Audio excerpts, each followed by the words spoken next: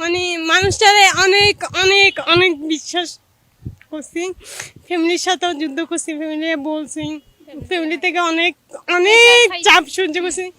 নিজের But টাকা দিয়ে অনেক কিছু এমন support করছে।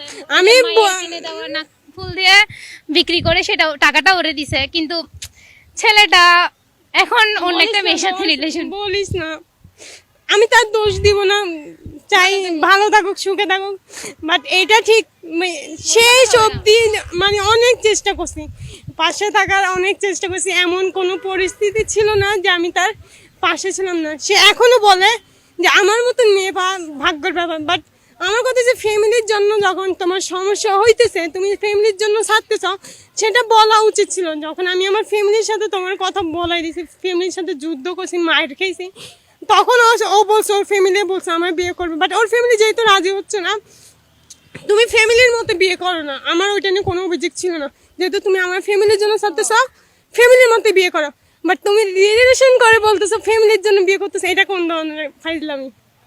একটা মেয়ের মন ভাঙ্গে, একটা মেয়ের আশা ভাঙ্গি দিয়ে তুমি এটা করতেছো। বাট তাও বলবো সে সুখে থাক, সব সময় সুখে থাক, ভালো থাক। আর সে যদি ভিডিওটা দেখাও থাকে, বলবো লাইফ আর যা কিছু বা কখনো সুখ পাবে না, কারণ সুখে থাকতে বললেও সুখ পাবে না। প্রতিটা পদে পদে মনে পড়বে আমার কথা, প্রতিটা পদে পদে ভাববে যে একটা মেয়ে ছিল যে কিচ্ছু চাইতো না, পাগলের মতন হইলে আমার ভালোবাসতো।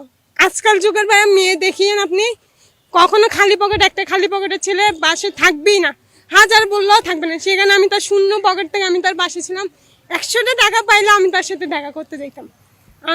আমি বলতে পারবো যে ও আমার মতন মেয়ে পাইতে হইলে ওর 7 বার জন্মগ্রহণ করতে হবে, সেটা আমি লিখে দিয়ে বলবো। ও না